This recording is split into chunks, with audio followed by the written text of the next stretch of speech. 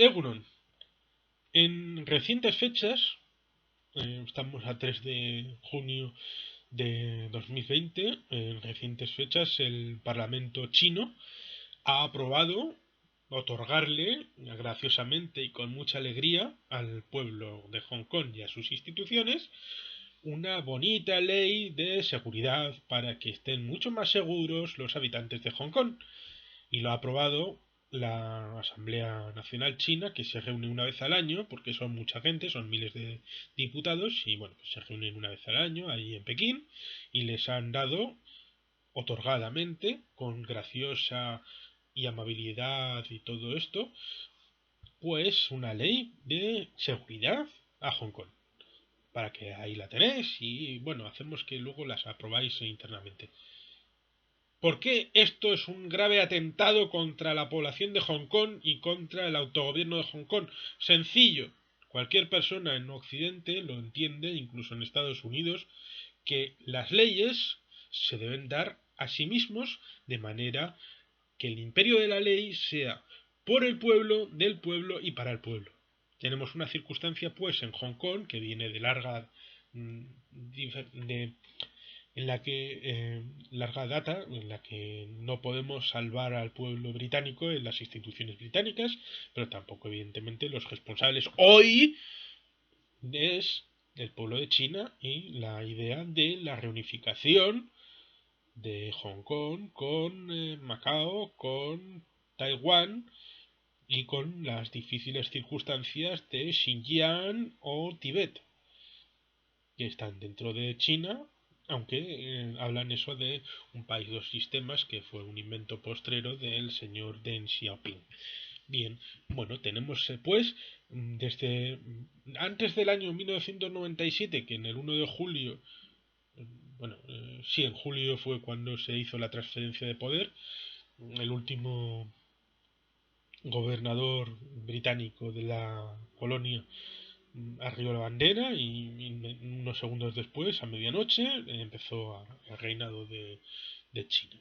Bueno, pues tenemos que denunciar para vergüenza y oprobio del Imperio Británico y del Reino Unido que es una vergüenza el tratamiento de las diferentes circunstancias particulares, como fue el diferente tratamiento en Gibraltar, que le dieron una carta otorgada, que es su actual constitución,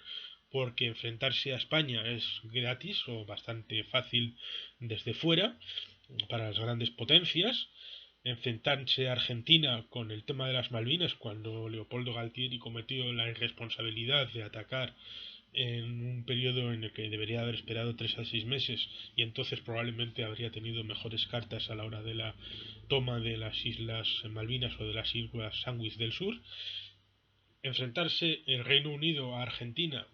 a pesar de los misiles Exocet franceses, es algo relativamente menor, o enfrentarse en el tema de Gibraltar con España, pero enfrentarse a China con el caso de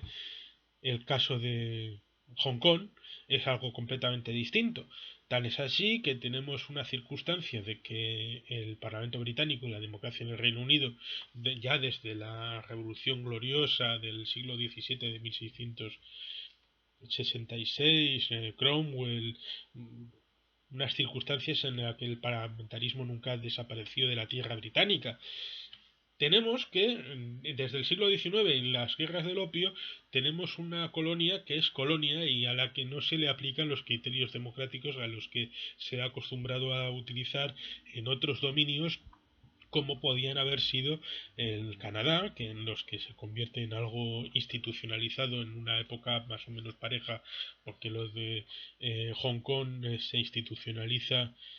eh, a partir de las guerras del opio de los años 60 del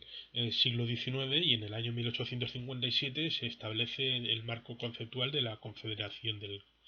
Canadá. Luego tenemos las circunstancias en el cambio de siglo, más o menos en el año 1898, por ahí fue cuando tuvo la ampliación de los escasos kilómetros cuadrados a lo que luego serían las nuevas tierras, porque la zona de original era a perpetuidad, pero las nuevas tierras se cedieron por 99 años, que culminaban en el año 1997.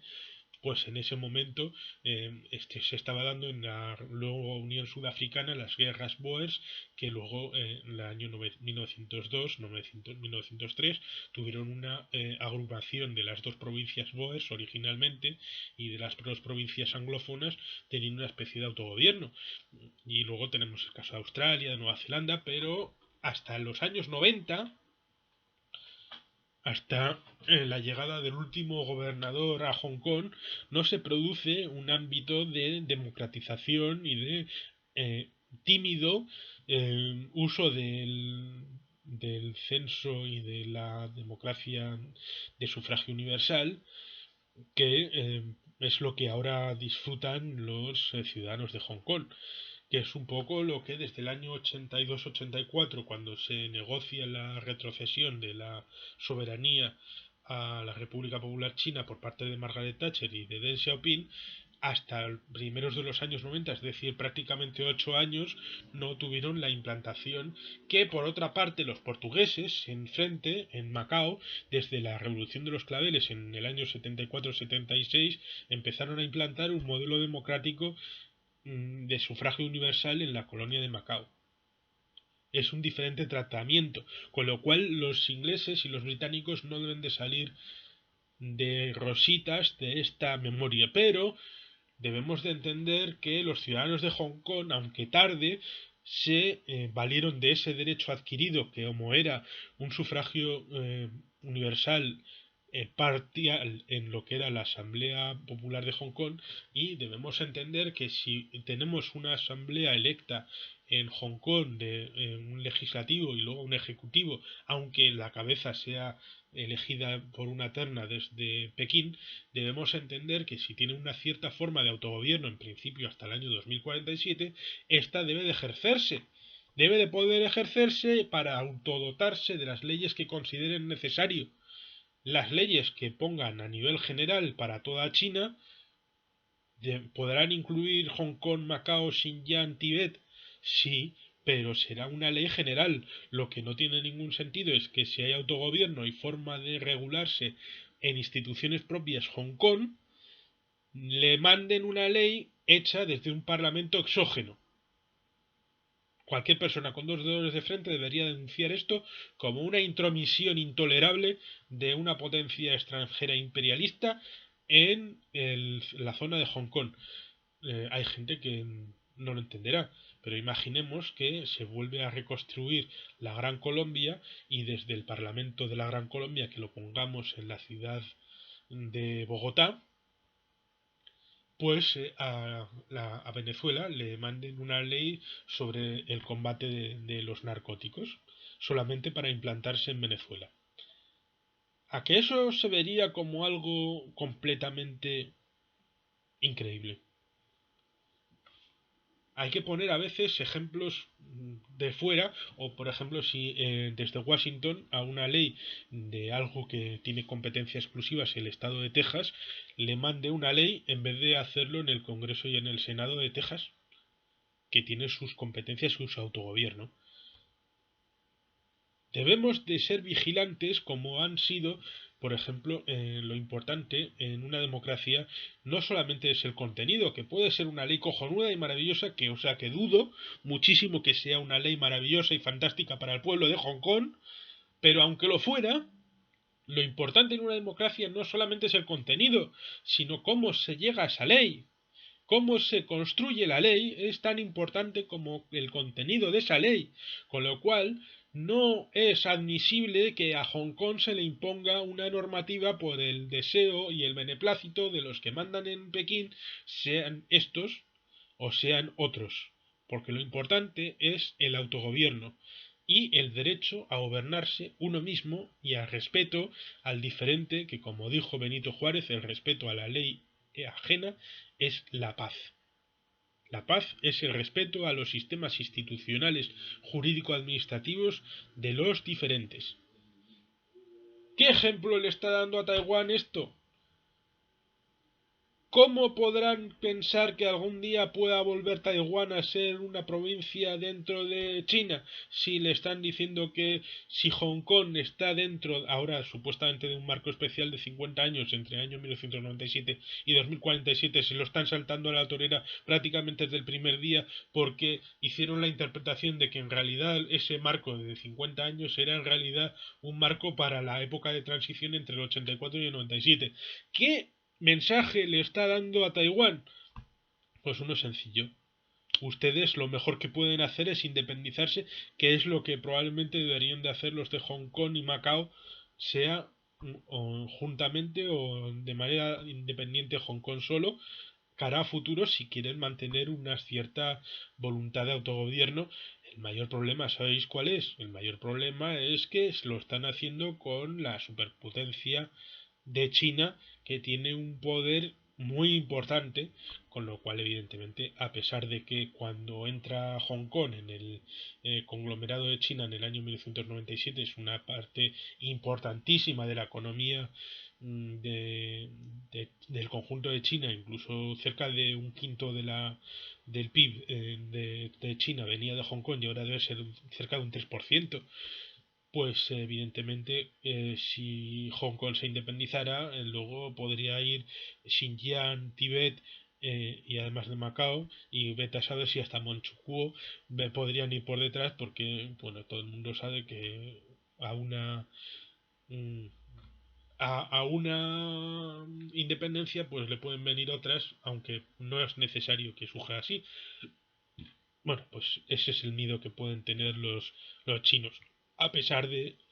que ya no sean comunistas y sigan usando el esquema del centralismo democrático desde el núcleo central de Pekín irradiado a todo lo demás.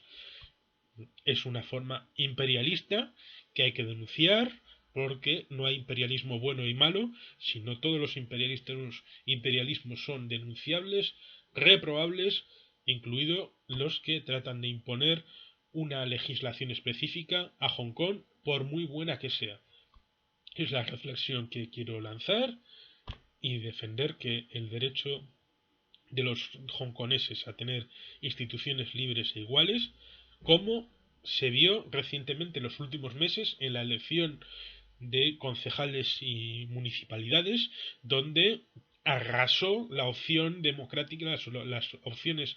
y candidatos demócratas barrieron a todos los lacayos y quislings de Pekín que tenían allí. Por eso cuando se apela hoy a que las instituciones de Hong Kong aceptan la ley esta de seguridad que viene desde Pekín,